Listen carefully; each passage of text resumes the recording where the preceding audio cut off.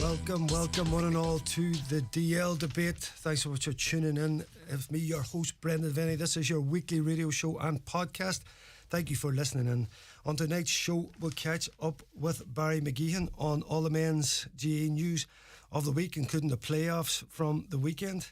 We'll also hear from former county star Maureen ODonnell as she gives us her take on the ladies' championship. We're down to the last big two in the senior.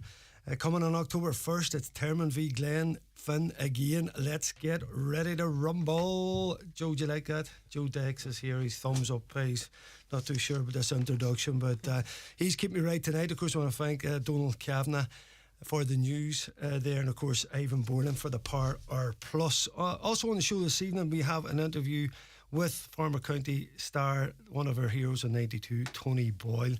Will be on. I got a wee catch up with him a couple of weeks ago down in Dunlow. Always great to catch up with a legend that is TB. That's all coming up, but first to say we're going to turn our attention to the ladies championships. They're all in coming to a conclusion. The senior, the intermediate, the junior A and the junior B, and now I'm delighted to say we're joined by our Maureen ODonnell. How are you this evening, Maureen? I'm very good, Brendan. How are you? Not too bad. Can I see you there? I can hear you, but maybe I don't need to see you. Me, huh? You want to see me? I want to see that nice face. You always here smiling, Mo. Oh, there you are, Mo. Good to see you, Mo. What's happening here? I'm all good. I can't complain. Back at school, so back at school, and listen, educating the next generation. We're thankful for that. Yeah. And listen, what about the sport at the school? Are you involved in any way on that side of things? You know, I had to go over the TY coordinator post there at the minute, so it's keeping me really busy. But dipping in and out of the sport a wee bit. But sure, listen, we've our own county star there, Katie Hearn, over with us now. So yeah, Katie, she gives me stick because I call her Katie Ahern, she reckons, but it's Katie Hearn, like so. A household name at this stage. She looks after all the girls, and sure, they love having her over there. You know yourself. And listen, coordinator, like Mo, there's a job I'd never get. Nobody would ask me to coordinate anything. You see, I'm looking at a lot of you girls, not only as great footballers, but you are very on the intelligent side of things. You know, things have changed a lot. I'm thinking back to us, crowd of yahoos at the time. It was kind of football and messing. That was kind of the culmination of it. You seem to have the head well screwed on. Listen, sure, we're always given the title as multitasking, aren't we? We can do a lot at the one time. Hey, I grew up in a house of girls. I'm all for the girl power, let me tell you. Sure, listen, Maria will always remind me she won the All-Ireland, and that's fair enough, Mo, and you can remind me of that as well anytime you like. Mo, tell me, I was just looking there, 5 years in a row now, it's the big two again, and I was even looking, there was a break of 2 years, and then it was the 2 years before it, so 7 out of 9. Basically, we have your home girls and the Glenfin ladies locking horns again. Is this ever going to change? Well, listen, you could have probably anticipated it again this year, and when you look across the teams that are in the senior championship, I guess those two teams over the last decade of football have been the strongest up there in the top. And I always say it to you, football is like swings and roundabout. It comes around in circles, and you could say St. Eunice were the big, your own club team was the big team for a huge amount of years there, dominated county and Ulster football with the ladies. And then in the last 10 years, as I say, there's Termon and there's Glenfin. And I will change, Brendan, it will change because it always changes and nothing ever stays the same. And you look at Termon now, like the quality, we're trying to improve the quality of football, especially senior football in Donegal at the minute. And you have Glenties and St. Knolls and Buncrana over the last number of years that have come into the mix, and even Irua there last year now. And it's great to see those teams coming up and competing. You look at the semi-final stages yesterday where, Termon up against St. Knolls. You would have expected St. Eunice maybe to get as far, and Moville probably the big shock. Not in a semi-final, a senior semi-final for the first time in a while now. And I suppose that's because they suffered a heavy defeat to St. Eunice, your own club, St. Eunice there, a number of weeks ago. And then they were beat down in the Burn Road by Termon as well, which knocked them into the Shield semi-finals yesterday as well, Bren. So there are changes, and you got to look at maybe what the likes of the Australian football is doing for Donegal football, and I suppose for football in general throughout Ireland. And there's there's the money aspect of it and the professionalism, and they're poaching players from us. So Maville have lost Niamh McLaughlin. Ciara Hegarty has moved for the last number of years down to, I think it's Kerry. So you've lost Niamh McLaughlin to it, to the football. You've lost Yvonne McMonigal from Glenfin, and then of course Geraldine's out for Termon. Hasn't made it across to Australia yet, but don't think she's going to go there. But she's out, and when you look at those players, those key players missing from those top three teams, you have Glenties and St Eunan's and St Olsnos thinking that they're going to have a chance this year, Brendan, and they're pushing hard to get up in there, and they've been up in senior championship now for a number of years, and they're doing very, very well. You can see St Eunan's has done really, really well this year, and it was great to see St Noel's in a semi-final. Yeah, and Gerald, I'm just thinking there, you mentioned those players, almost irreplaceable players. Mo, when you put it down to, say, the teams there, particularly Termon and Glenfin, and the rise of Maville there as well, what would you put that down to, Mo, in terms of the background to that? Is it something that's happened around the philosophy at the club? Has it come a bit from underage, or even speaking from Termon, for example, which you obviously would know inside out? What has kind of made them the force that they are outside of the teams that are around them? It's an interesting topic at the minute, because you've got the whole transition that's going on even at county level with the senior girls at the minute, and we seen that last year, where we're just really holding on to the last of the, you'll call the old experienced heads there. And it's really, when you look around the county and at the club scene, it's exactly the same. And I can't but put it back to, when we were playing county football and when we were playing club football, we were playing grade A football at championship levels, well, and the county setup.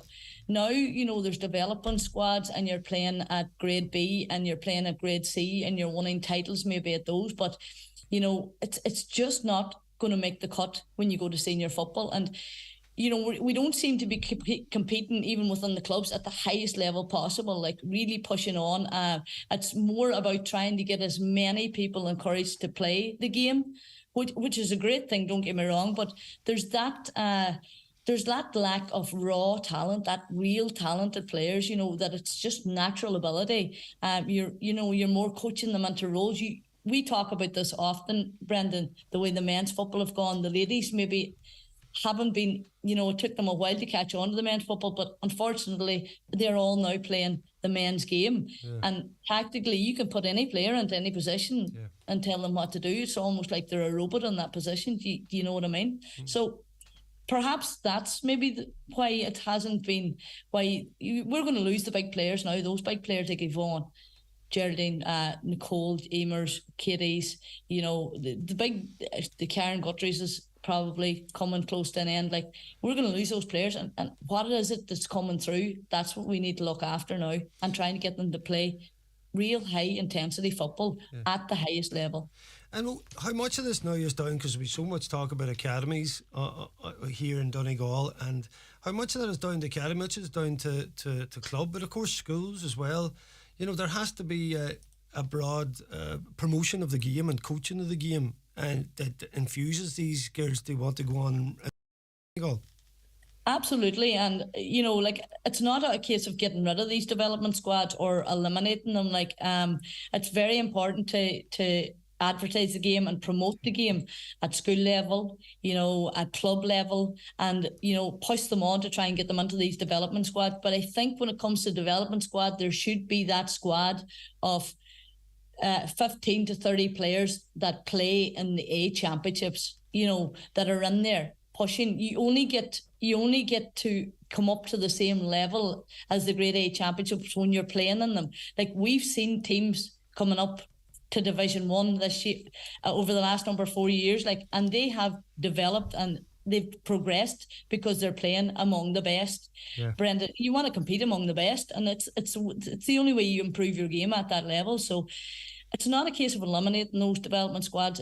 It's maybe finding a different way of the selection process, so that you don't feel like every girl in the county or every fella in the county, this county jersey is available to you. You must be of a higher calibre to get into the 15 and 30 that makes the grade A championship team. And Just what I would see there, particularly, we're bordering counties here, and you talk about development squads. It looks like the schools are better at producing players, maybe rather than academies. That would be my own thought. When you look at some of the schools in the north, the way there's so many clubs feeding into them. Gary McDade often talks about this.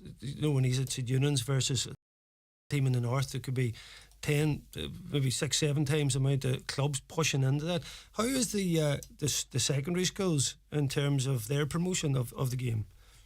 Listen, there's a lot of football being played at secondary level, but I really think when it goes to secondary level, you've got to look at the area too. Like the northern system is great, but then when you look at our girls, like our senior girls football championship in secondary schools, we're mixed in with teams in the north. So A, you have to travel a lot, and B, you're playing in the top rankings in football. Like, and for us, like, just taking an example of Dale College, like JAA football wouldn't be of the biggest in that area. We're Convoy, Lifford, that surrounding area. So then you look at the likes of the girls' convent and the secondary school in Letterkenny, and they've been dominating ladies' football and Gaelic football in secondary schools over the last number of years.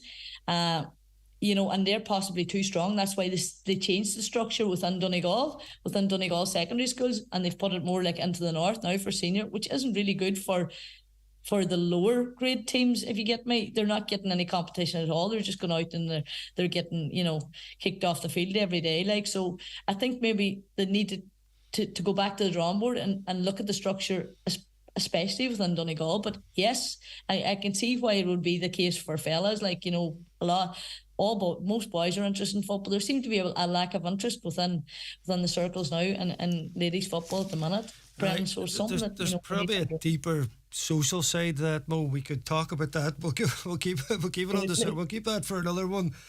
We could talk for a long time about that one. Mo, just with Termon, you mentioned Geraldine away there. Obviously, Jodie McFadden hitting 2-1, but Ciara McGarvey on the freeze hitting 10 points as well. Is that, in terms of, every team has injuries and setbacks. I don't know, where is Geraldine at in terms of recovery, but certainly, particularly with the two girls there, they kind of made the lion's share of the scoring at the weekend, and positive from a Termon perspective. Yeah, listen, probably Geraldine's probably gone now for the rest of the season, and something that they have to look at. But as you say, like hitting freeze there, Ciara McGarvey's well able to step in. She's been shown that she takes frees even at county level, so it's great to have that backup. I think sometimes that's what happens with teams. You rely too much on the one player, and everybody else needs to step up to the mark then when you don't have that one significant player on the field. See, and Glenfin are experiencing the same thing, and also Moville, but that's why you need talented, what we could call fringe players, but they're only fringe players because the bigger players are maybe taking over for a lot of the game, and there's heavy reliance on these bigger players. But these players then that step in and step up to the mark, the likes of Jodie McFadden for Termon and Ciara McGarvey, who can score the goals, because you'd say to yourself, who have we got to score goals when we take Geraldine out of the setup? But you easily see that Jodie McFadden steps in there, or Roisin McCaff playing in a full forward is also able to do the job of Roisin the Yankee. So Roisin the Yankee Frail, I always call it Roisin the Yankee. But only Termon is those type of nicknames, so you're special with that. No, I never know where you pull them out of, in fairness. I'm not from Termon at all or anything like that. I wouldn't know. So I'll not say nothing, Mo. I've been in a few different places in time around the world. So listen, wherever you land, that's it. Mo, Glenfin, you mentioned there obviously who's coming behind, and the brilliance of Karen Guttery. I mean, St Eunan's played really well in the first half, brilliant second half display from a top team like Glenfin. You get the feeling that Eunan's are coming, but you still don't have the experience there. I mean, you have a player like Karen Guttery, hitting 8 points, that is, listen, the Glenfin team as a team, of course, and so did Termon, play brilliant. And you have to pick out certain players for talent, and Karen was certainly player of the match in that game. You do, and listen, you said everybody looks at the scoreline and thinks, oh my God, it's a tight game, and yes, it was a tight game, and fair play to St Eunan's, they did really well, but they were going out to try and get into a final against a big team, and they really took it to Glenfin on the day. But you're mentioning like Karen Guthrie and you're mentioning Katie Hearn there and stuff like those players. There's huge experience within the Glenfin side, and they've been that down. They were on 3 points down at half time, and they've been that and more down at half time against bigger teams. So, and the difference probably between St. Eunan's and Glenfin is that the experience was able to carry Glenfin through in those big games, and that is really the difference in those teams now at the minute that are in senior championship football is the huge experience that comes behind players like, players like Niamh Haggerty and Maville, them Haggertys and Niamh McLaughlin that they had, and Katie Hearn and all those county players, years and years and years of experience behind them. And, St. Eunan's probably just not there yet. And that's probably when you go on down at half time, you've got those experienced leaders in the dressing room pushing you through, and you've always got somebody, the rest of the team feel like they've always somebody to target or to take them over the line. And unfortunately, maybe for St. Eunan's, they're just not at that stage yet, those experienced players. But they will be, and it will come back again, and they will come around again. And look at the next 10 years in football. Glenfin are progressively going down the hill, losing their big players, losing their experience, and you're going to very much rely on this new generation of footballers. So it will change, Brendan. It definitely will. It will indeed, Mo. That's the cycle of football, but make the most of it. This was still an absolutely fascinating final, and a bit like any of those other games that those teams play can end up lopsided, but you can be sure that this game's going to go down to the wire, this final on the 1st of October. Like when you mentioned at the beginning, 4 consecutive finals, for these two teams over the last couple number of 4 years, I suppose. But in the last 2 finals, it came down to the wire. Like both the last 2 finals came down to extra time, and that's what decided it in the end. So it was a point or two between the teams, and you'd expect nothing less because they're just both very evenly matched at the minute in terms of county players, in terms of their experience, in terms of their quality throughout the field. So it's going to be a cracking match, Brendan, no matter what. And I know people say it's the same thing again, here we go again, but no matter what, when you go along to watch the match, it's a really, really good match, and there's quality football throughout the game. So, unless it's a real hiccup, that I don't see any team running away with it, handy. If you take most counties, it's similar teams that, let's be honest, are in the final or won it, right across the board. It's in most places. I mean, maybe Tyrone, our neighbours there in terms of men's championship would be the exception, but really, if you look at a lot of other championships, it's the same teams that are dominating. As you said, it takes a long while for those cycles to be broken. The teams that are coming up, there's a lot of work going on. The intermediate finals to be played, Killybegs, Niamh. Yeah, the intermediate final. Killybegs and played Ardran the semi-final, beat them by 7 points. Kildare and Niamh with the other final, a lot tighter. There was only 1 point of difference between those, but 2 really good teams coming up, and like whoever wins there, probably, I don't know. Niamh is an up-and-coming team, doing a lot of work down there with them. You could see them maybe taking Killybegs on the day, and like whoever wins there will be up to senior championship as well. And listen, it's very hard for me to go beyond I'm looking at the Junior A finals there, and Dunlow in the final. Credit has to go to Dunlow. Every time you look on the Donegal LGFA web page, all we see is Dunlow winning at the minute. I think they won the scores, and they're really on the rise, aren't they? Under 14 county champions, and I think they were runners up to St. Eunan's. Your own crowd there won the under 16s, but they were in that. I think they're in the quarterfinals of the minor championship, and like the ladies won the Division 2 final now, so they'll be up to Division 1 next year. So there's huge work going on in Dunlow, and it's really, really good, because Dunlow wouldn't have been a side that you would have talked about at all, even in my time in football over the last 20 years. It wouldn't have been a ladies football side. So it's really, really good to see new teams like that really getting involved and progressing, and you can tell that the work has been done down there. The coaching has been done, the development has been done, and they're winning rings around them now at the minute, Brendan. So it'll be interesting to see them coming up. They'll be up into intermediate next year, of course, if they beat Downings in the final. So it's Downings and Dunlow in the Junior A final. Yes, indeed. Junior B, the semis are still to be played there, Mo, as well. Yeah. There's a wee bit behind that one. So. But there's a McCool's Red Hughes, I see in that, the nice derby one. That's what we always love, the derbies. Yeah, a good rivalry between the teams. You know yourself how that works out. Yeah. But it's good to see. Yeah. All they play. Well, just on, you mentioned there, Niamh McLaughlin. Is there any updates on how you be in contact with her? You know how she's getting on? Niamh's doing great out there. I do see clips of her playing, and I seen a clip of her playing at the weekend, and her speed is just phenomenal. Like, she's taken to the game really, really well, and she's doing class. So what a natural talent. Well, the girls that have gone out there, everybody seems to do well. You know, we've lads go out there and it can be a mixed bag. It seems to take a long while for them to fit in. They seem maybe physically they're usually out maybe a bit younger, and you don't hear about them. Then an odd one breaks through. Whereas our ladies that leave our championship seem to go out and fit straight in. They do, and I suppose that looking at the game that the Australians play, it's very physical, you know, so I'd say they're doing a lot of gym work and a lot of physical work, and perhaps lacking the speed. And a lot of our girls that went out there you know, the speed of the ladies Gaelic football here in Ireland, the speed has just come on.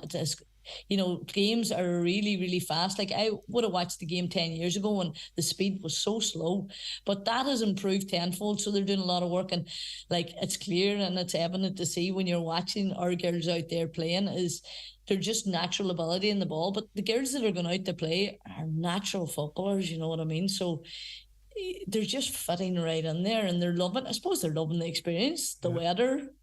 There's a lot of conditions. The weather? Why what's wrong with the weather here? That's I know we're not going to get a storm or anything like that. I mean, we're just trying. You might get bit by a snake, though. That's the only thing, or one of those wee creepy spiders.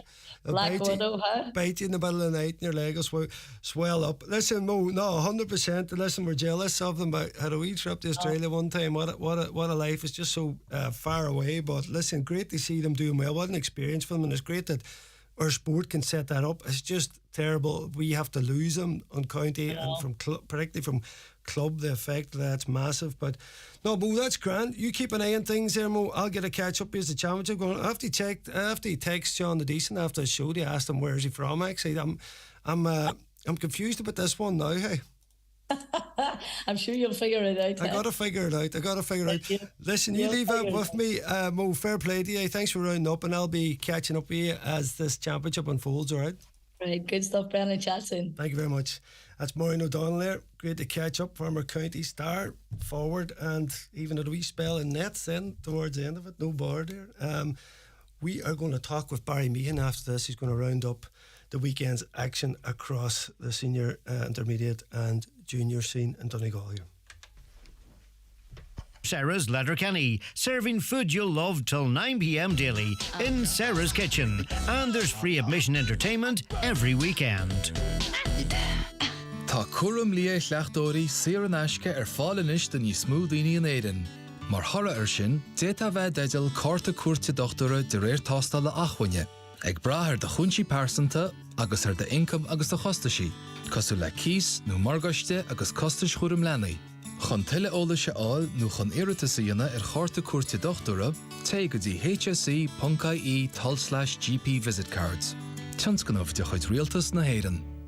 We go through a lot to connect with our family. That's why Vodafone Red Family now rewards you with a minimum of €20 off every month when you add broadband to your plan. So moments like getting the dog they desperately wanted can be more rewarding after you've fed it, walked it, cleaned it, played with it, walked it, taken it to the vet, and walked it again. Search Vodafone Red Family or go in store. Vodafone. Together we can. Offer subject to being a 3rd to 6th connection joining a Red Family account on a Bill Pay Mobile or Vodafone Home Broadband plan. For full terms, see vodafone.ie/Red Family. Island Radio time checks with Expressway. Travel Route 32 from Letterkenny to Dublin when you book online and travel for less. Expressway, bringing you the time at... The DL debate with Sister Saras Letterkenny, serving food you'll love till 9 p.m. daily in Saras Kitchen. And there's free admission entertainment every weekend. Yes, welcome back again. We continue the DL debate. I'm now joined by Barry Meehan. How are you, Barry? Good evening, Brendan. How are you? Barry, thanks so much for joining us. Lad, listen, from the get-go, Barry, I have to ask you about fixtures here, because I actually got a number of one of the fixture guys. Didn't get a chance to ring them because I was bemused by this supposed week off, and Killybegs and St. Knowles. Then it was in the master plan of fixtures that there was to be a free week, which caused a bit of consternation in your old club St. Knowles, of course, and they ended up losing the match. Do you think they have I suppose a right to be aggrieved by this fixture happening last weekend? I certainly think so, Brendan. I suppose if you look at it like at senior championship level, those teams have been going now for 4 weeks on the bounce. You know, when you take into account, they're not easy games. Like, none of them are easy games. Like, it doesn't matter what level you're playing at. And I suppose for St. Knowles, they play St. Eunice in the first day, followed by Glenswilly and Kilcar. You know, so that's 3 tough games. Then they had a tough game against Killybegs. Like, and you think, you know, the amount of hits that players are taking during those games, and you know, they only get maybe 6-7 days to recover, and this is going week on week for 4 weeks, and then you have a week set out. You know that it's a free weekend. It gives all teams an opportunity to recharge their batteries. Yeah. And suppose they can feel rightly aggrieved then that they're, and I don't know what the reasons are behind it, you know, but you know the fact that the game had to go ahead this weekend just passed, when there's, you know, plenty of time was on their side. Like, it wasn't a case where, you know, where it had to be played for a final to be played this weekend coming.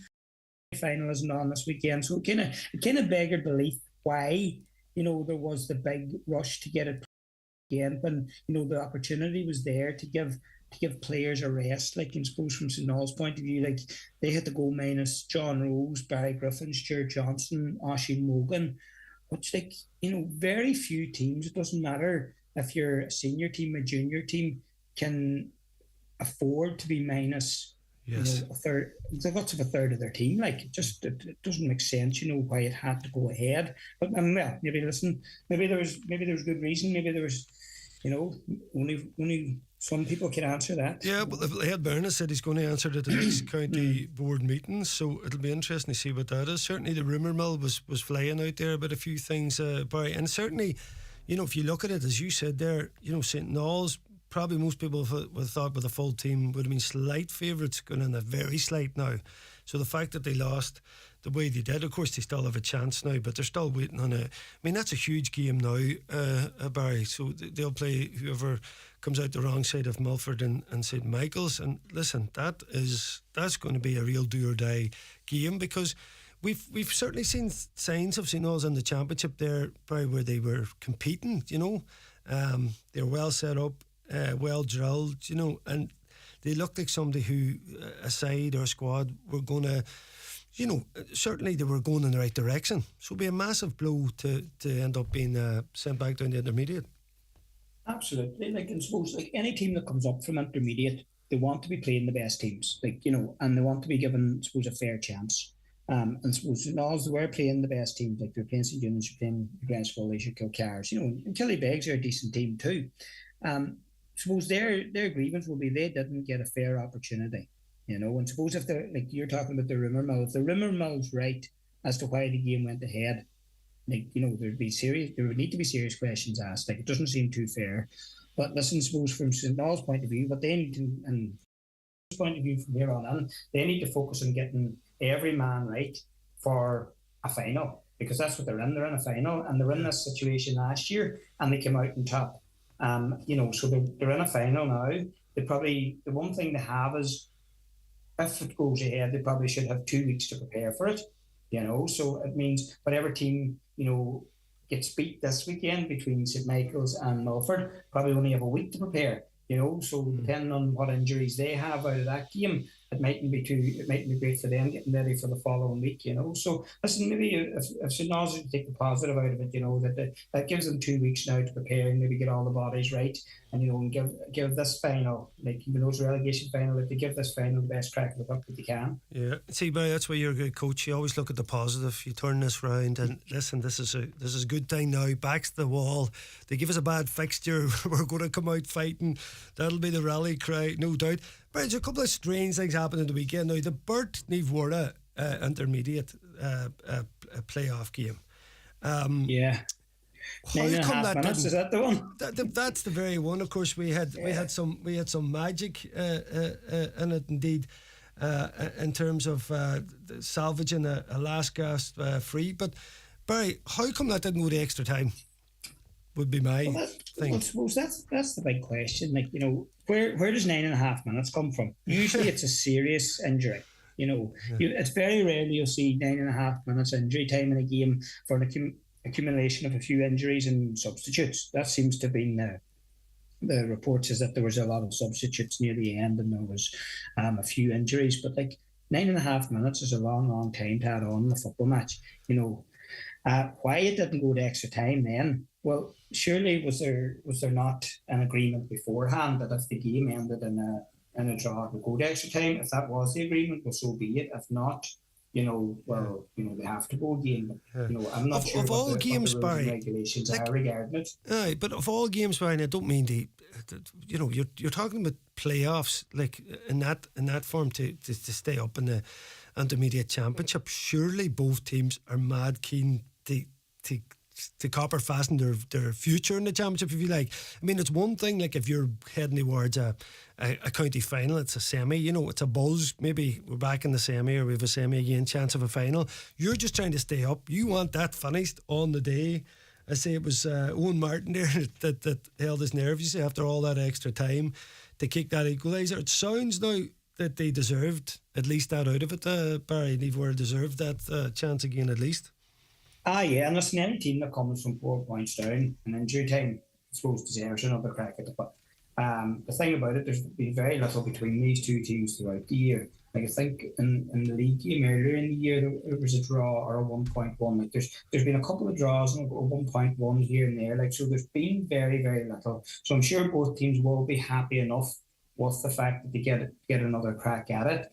I suppose, like, when you talk about, players wanting to get it over and done with, absolutely. I'm sure every single one of them, wanted it to be over with at the weekend. But I suppose the one thing, again, is back to, and I'm going to be devil's advocate here, it's back to probably rules and regulations. I think, isn't it something about it that a final doesn't go to extra time on the first day, it has to go to a replay. I know that might be a county final, but I wonder does the same rules apply in a relegation playoff because it's a final? Yes. Maybe that's where it came from. I'm not 100% sure, but you probably need somebody from the CCC to kind of get clarification on that. We need like a red phone here. Remember, like Batman there, you can pick up straight onto Ed Byrne or straight onto CCC and say, here, why is that? Let us know now. That's what we need. But and there is, like, in fairness to the CCC, there is so many rules and regulations. They probably are tied by certain stipulations that are made within the championship rules and regulations. So, there's probably certain things that they can't just change on a whim, so maybe that's what it was. Yes, indeed. Yeah, we'll wait to see how that plays out. That sets up for I suppose, a very interesting tie again, Barry. I know, listen, it will be, I suppose, for supporters and the players, it's a huge thing to be involved in. I just got the feeling if I was in that type of game myself, I'd want it read up either way. But listen, that's to be replayed now, Bert and Neve. Junior A, with another very strange situation there with a rearranged fixture after Oris failed to field against Neve Connell. Of course, them and the Rasa, whoever tops the group goes automatically through, as we know, Barry. So they had to have, because Oris didn't play, you couldn't bring scoring into it. So we had this rearranged game, and a game, it was a tight one that went right down to the wire. And I suppose in many ways, Neve Connell will be wondering how they managed to lose the match. Yeah, and listen, I suppose, like, the last time out, it was Narasa that were ahead and Neve Connell got back into it, whereas this time around it was Neve Connell were ahead and Narasa got back into it. And so I'd say Narasa will definitely be the happiest, Suppose, listen, Aidan McHugh's putting up big scores for them in this championship, and he's playing really, really well. One thing I would kind of look at there the weekend, they were minus Adrian Hanlon and they were minus Killian Bonner as well, Narasa. And the Neve Connell team that probably played the first time round, Mark McDavid, played senior football. He came on against Union, so that's him gone from the junior championship. So Narasa seem to be the stronger team at the moment. They were able to bring Christian Bonner and JP McCready and JP Breslin off the bench, so a bit of experience there as well. So I think the fact that Narasa got through there, with the fact they probably didn't want to be playing the playoff, that leaves them in a nice strong position now. And again, they had another good game. And I suppose I'm a big believer in tight games really help you and really develop your championship pedigree. So I think Narasa in a semi-final after a couple of tight games in that group. I think Group A was definitely the tightest in that junior championship. They'll be the happiest out of everyone, and I think they're well primed. Yeah, yes, indeed. Just on Aidan McHugh, how good is this lad, Barry? I mean, a point down with the game almost over. He hits 2 in 40 seconds, a free and a brilliant strike from play, either foot. Talented lad. Is he someone that Jimmy McGuinness may be looking at? I would say why not? Why not? If Jim takes him into the panel and he can prove himself within a county setup, I suppose that would be the next step. And no disrespect to the junior championship, it's probably it's at a lower level. But any man that's kicking 1-4, 1-5, 1-6 consistently week in, week out, I would say Jim will be looking at him. Then I suppose the next step is probably bring him in to the training environment and see if he can handle that there and see if he can step up in that training environment, and can he produce. You're up against the likes of your Roshan Gallons and your Patrick Robertis. You're hitting 9 and 10 points a game at senior level. Yes. But then that's probably the next level where Aidan McHugh needs to go to. He needs to cut his teeth at that higher level. Yeah, a big one for St Mary's Convoy, Copper fastening in their place in the semi-final. They're moving well. There's obviously 3 teams. Would you put it, Barry? That's pushed that bit ahead. Do you think in the race for this junior championship? I think so, yeah. I think so, definitely. And I suppose Convoy are definitely one of those. And I suppose they're putting up big scores. And I suppose one thing that kind of stands out, I remember seeing Convoy a number of years back when they won the junior championship. And Joe McGill was a huge player for them that year. I remember over in that final against Downings, he had a big game that night. And one, that was kind of COVID year. And he seems to be over and back from London at the moment and playing really, really well for them. And then you've got Paddy Dolan as well. So you have two really, really good forwards. And I suppose at that level that's a big help. And the fact that they're putting up strong scores, it's really standing. And however, I would just kind of take it with a pinch of salt at the moment, because I think that Group B wasn't as strong as Group A. And again, that's no disrespect to the teams in it. I think the Group A was far more competitive, which I think might help the likes of Narasa and Niamh Connell. I suppose the way now the draw unfolds, Niamh Connell, I think, play Moville, and Niamh Alton play Niamh Padraig. So they'll be interesting quarterfinals to see come up against Narasa and Convoy in the semi-final. Yeah, and do you think, good lad, Barry, obviously you're saying Niamh Connell, St Mary's Convoy and Narasa. Obviously Niamh Alton took a heavy beating from St Mary's Convoy. What about Moville and Niamh Padraig Muff? Jake, there's an opportunity to take a scalp in there. Oh, I think there is. I think I would say there's going to be very, very little between these teams. The thing about Niamh Connell in this championship, they haven't put up big, massive scores, but they're good at grinding out ones. Moville, similar team. I suppose the fact that they're minus Tony McClenahan is a big thing. He's a big, big player for them. But Kieran Diver's going well and a good player for them. They're ex-county men as well, or Kieran Diver's an ex-county man. And if they had Tony, I don't know what the situation is with him. Is he out long term, or is there a possibility he might be back for the championship? But if you were to add Tony McClenahan into that their Moville team, they could definitely give Niamh Connell a run. Looking at Niamh Padraig again, they're minus Keelan McColgan, and I suppose he was playing county this year. If we could get him back, I think that there would really add to their panel going into the quarter final. But listen, Niamh Alton are a good team too. They're a young team up and coming. Mickey Hegarty's working with them, and again you've Cian Kennedy who's hitting 5-6 points a game regularly there. So that'll stand well to them. But I think there's not going to be much between these 4 teams in the quarter final. Yes, interesting stuff. Barry, great round up there. Just in the minors there, Clonhealy are going to play Niamh Padraig Muff in Division 2 minors. And in the A grade for Masters, at a big one over Gweedore, Buncrana beating St Eunan's by a point. So we're under crunch time in the minors as well. Barry, good to see those competitions moving on. And again, Four Masters, you know, really building up a head of steam underage there. They seem to be involved in everything underage coming through their massive work and coaching going on. Just shows you very, with a big focus, what can happen. And I know we talk about how players come through in that, but listen, you can't beat that type of grounding coming through in terms of the lads' focus and the future of the club. Definitely not. Like, they were very, very impressive against Gidor on Saturday night over McCool Park, and I suppose that's something the county board have to get credit for. Like, there was like two semi-finals, double header in McCool Park on Saturday night, St Eunan's against Buncrana and Gidor against Four Masters. Like, in two good games of football, you know. Buncrana just nipping St Eunan's last kick of the game, fine 45 to win the game. You know, they were like Buncrana were 5 up at half time. Eunan's came back, went 3 up in the second half. Buncrana came back, went 1 up. Eunan's equalised, right down to the last kick of the game, won it. Second game was very different, you know, a very fancy Gidor team against Four Masters. Four Masters blew them away in the first 10-15 minutes. Absolutely blew them away. Very, very impressive.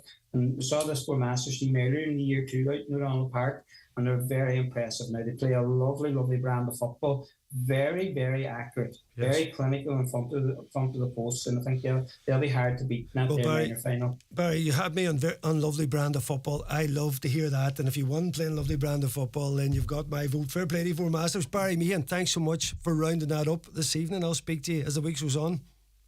Thanks, Brendan. See you later. Mighty stuff there, Barry Meehan. Great roundup there of the weekend's action. I'll be back with an interview with Tony Boyle after this break. The DL Debate with Sister Saras Letterkenny, serving food you'll love till 9 p.m. daily in Saras Kitchen. And there's free admission entertainment every weekend. You may know Alone and the work we do supporting older people to age at home. Due to the huge demand for our services, we are hiring problem-solving individuals to work across a range of positions to deliver our high-quality services to older people. If you have a positive and practical attitude and would like to work in a truly unique environment, check out our wide range of open roles at alone.ie/careers. Work for good. Work for Alone. Enter the Virgin Media Playhouse and unleash our best offers. It's time to play with our €100 gift voucher to spend your way when you choose full fibre 500 meg broadband for just €39 a month for 12 months and no activation fee. So switch today at virginmedia.ie. Virgin Media. It's playtime. T's and C's apply. See virginmedia.ie. Subject to location and availability. New customers only. 12-month contract. 500 meg broadband. €70 thereafter. Ends October 11th, 2023. McCullough Jewellers in Letterkenny are synonymous with fine jewellery, quality watches and giftware. With stores at Main Street, Letterkenny and the Letterkenny Shopping Centre or online at mccullough.com. You can choose from their quality product range in a relaxed atmosphere, and their sales staff will be happy to help you make the right choice, whatever the occasion. McCullough Jewellers, making moments magical for generations.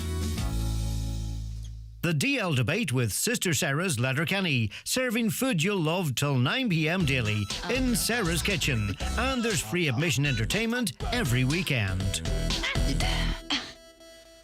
Yes, welcome back. And as I said at the top of the show, I caught up with Tony Boyle after the Dunloe-Gidor match recently for a chat. Here's what he had to say. I'm here with Tony Boyle, one of our heroes of 92. Tony, how are you this evening? Very good, Brendan, very good. Tony, as a young lad, I was on the stands 1992. Little did I know, 5 years later, I'd end up playing with yourself. It was quite a trip for me. Listen, it's been quite a career for you. Yeah, Brendan, hey, listen, 92 was obviously very, very, very enjoyable for myself because I was only young coming into the team, and little did I know that I would get to play with the legend DV 5 or 6 years later. But listen, I always remember that first team meeting that we had, and after that county final that you played in 97, you waltzed in through us, and listen, like a just a whirlwind, and it was an absolute joy to play inside with you in them couple of years. Do you know what, Tony? Just thinking about about coaching. There's been a lot of talk about coaching in Donegal the last few years, and because of my own experience, I always say to myself, well, listen, how much does it matter? Because I never played underage really for Donegal, and I went straight inside. And you talk about pinch yourself moments. I end up playing one of my heroes, going straight into the Donegal team. So there's that thing, I suppose, Tony, of the difference between coaching and talent, and that. Where do you lie, I suppose, on that spectrum? Brendan, I'm a wee bit like yourself. Like I think it comes down to, a lot of it comes down to natural talent. You know, I like footballers to go out and play and express themselves. Listen, the game has changed. So much since myself and you were playing inside, you know. But I'm still old school. I like 2 players inside. You know, even with the girls teams that I manage, I like to play 2 players inside and let someone drift out the field, leave 2 scorers inside, get the ball in early and try and cause damage. Hey, a bit similar to when myself and yourself teamed up back in '98. Yeah, and sure. And listen, the player that used to drop out at that time was, of course, Jimmy McGuinness. Was often the 2 inside. That was about as much tactics as we ever had at that time. Jimmy's back. It's going to be exciting days for Donegal. And people say about coming back, but his influence, I suppose, Tony, coming back, it's a massive lift to Donegal in terms of, say, organisation, fitness, tactics. We can only see a lift in Donegal football. Yeah, absolutely, Brendan. Listen, the buzz since it's been announced has been absolutely massive. Like I'm out on the road, and even I work through Ulster, and even other county people or other counties in Ulster are talking about it, you know. So listen, it's great to see Jim back. It's great that he's committed. I think the big thing, he's committed for 3 years with an option of 4, which means that he's looking to develop this team over the next number of years. Listen, everyone talks about Jim in his first term and how they played in 2011, but then went on to win the Ireland. The game was a wee bit more expanded. Everyone's really sort of sitting back and waiting to see what Jim's going to bring to the party. But it's not only people in Donegal. I think people in throughout the country are looking to see what Jim's going to bring. So it's exciting times ahead. And Tony, on a club level, of course, Gweedore and Dunloe are going to renew rivalries, an age-old rivalry. You played many yourself. Now going into this pre-quarter final, what have you made of Dunloe this season? And listen, we'd be disappointed as a supporter. Disappointed this evening. You know, I think we left it behind us. We should have probably got a result. But listen, we're probably, I'm sure the boys are happy. I'm sure Desi's happy. We wanted to avoid that bottom 4, which we did, and to get another crack at Gweedore after playing this evening, getting a good look at them. So in 2 weeks' time, we'll be looking forward as Dunloe people, Dunloe supporters, we'll be looking forward to that in 2 weeks' time. Yeah, and Tony, you're always involved in the background of Dunloe. How is the club in general in terms of progression, finance, coaching, you know, the setup of the ground? How is things going in the club generally? Listen, to be fair, the club was probably in a really strong position, Brendan, over this last number of years. Obviously, we won the intermediate championship. We had a couple of years where we dropped back out of senior, and we won the intermediate championship. We've got a great group of senior players. You know, probably an average age of 24, 25. They're really driving the club on, both on the field and off the field, because them boys are very heavily involved in what's happening off the field. Obviously, we've our development that we've been raising money over this last number of years for a second pitch. We need that second pitch, and obviously I've been involved with the ladies side over this last 4 or 5 years, and that's booming at the minute. So it's really good times for Dunloe at the minute. Yeah, and obviously you remain optimistic. You're an Arsenal fan, so you have to be optimistic, Tony. But where can Dunloe go? Can they beat Gweedore? Can they push on as a senior team now? And listen, I think they can. You know, I'm sure Desi and the boys, when they set out, they were probably looking. They probably wanted maybe to target promotion out of Division 2. That didn't happen, but obviously I think their aim would have been at least a quarter final. They're still in there with a chance. They've got another crack at Gweedore, and listen, I think they'll be looking forward to that, and you know, the minimum aim for that group of senior men is to get it to quarter final. And Tony, you mentioned the ladies football there and the coaching you're involved in, obviously involved with Donegal. Your daughter's involved. It's been a busy season for you and a very successful one. Yeah, absolutely, Benny. Listen, I've obviously done 2-3 year stints with the Meehan, and I used to get it back when I come home from the garage from my own daughters that I never coached them or done anything with them. So I got involved about 5 years ago. And listen, we're probably fortunate in the club that we have ex-players like Raymond Sweeney, Sean Sharkey, Joe Boyle, Jamie Sweeney, you know, boys that have daughters, and we got involved in the coaching over this last number of years, and it's really good. And listen, we've a couple of good group of players coming through, and we've we've a good representation at underage. With my own daughter Saskia, who played with the seniors this year, and she's driving standards both on and off the field for our senior girls. So listen, it's good. We won every underage championship last year with the underage group, and we've already retained under 14, under 16 championship. We're still in under 18 championship, and we have a junior semi-final coming up in a couple of weeks. So hey, listen, the ladies have brought an absolute a new sort of angle to the club, and brought new people in, and listen, it's really, really good and going from strength to strength. Yeah, it sounds like Manhattan here in the background. Somebody must have won something here, Tony. There's a bit of celebrations going on. We're in the main street in Dunlow. Tony, just talking about the senior football, we've had a bit of discussion with a few of your Dunlow lads earlier about generally Donegal club football, and particularly how that second half went for your club. Where do you lay on the tactics side of things? Is it something you'd like to get back involved in terms of maybe front foot football? Because we're seeing a lot of I suppose blanket defence type football, and certainly my feeling today, and I know I talked to Desi Gallagher after the game, and he said that they didn't intentionally go out and play full blanket.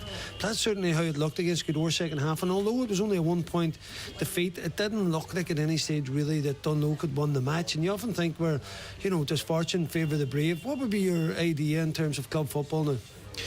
Well, just to let you know, Brendan, that's actually an underage KG Rovers team that won a cup last night. So just to let you know, as a good Kildrum man, that I had a young daughter playing in that team that won Ballymore last night. But as regards coaching and senior football, listen.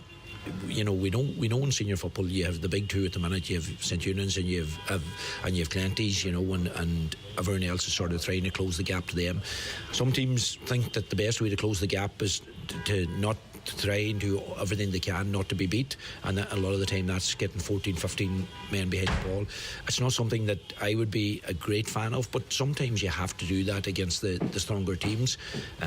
Listen, I don't know. I know what Desi was saying, whether it's a default setting that we at half time I thought we had played really well in the first 15-18 minutes. We were 6-3 up, and then we sort of sat back, similar to maybe the week before against Glenswally, and then tonight we invited Gweedore on for the first 10-15 minutes. Now, they didn't score a lot, they only scored 2 points, but then we had to chase the game, and Gweedore got 15 behind the ball.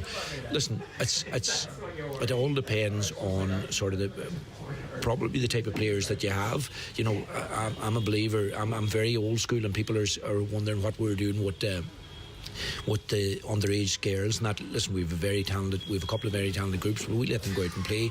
We let them go out and express themselves. Obviously, when you come to senior men's football, it's not as easy as that because of the setup and the tactics and that. But listen, from Dunlow senior men's point of view, it's disappointing that we lost our neighbours tonight, but it's absolutely brilliant to look forward to get another crack in 2 weeks' time. Yes, certainly, all to play for. Tony, great to chat as ever.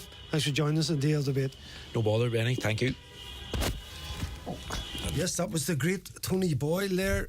Great always to catch up with our Tony and hear his views on where the sport is at the minute. I want to thank, of course, my guests this evening, Maureen O'Donnell, Barry Meehan, and Tony, who you heard there, Joe Dex for producing, Head of Sport, Oisín Kelly. Stay tuned for the excellent Monday night sessions with Jimmy and Paul. 2 lovely gentlemen. They're just outside the window, hands in the air. They have a huge following. I'm not sure, is it the personalities or is it the looks? I'll let you decide that. I'll be back next week for more DL Debate. Please tune in and we will chat to you then.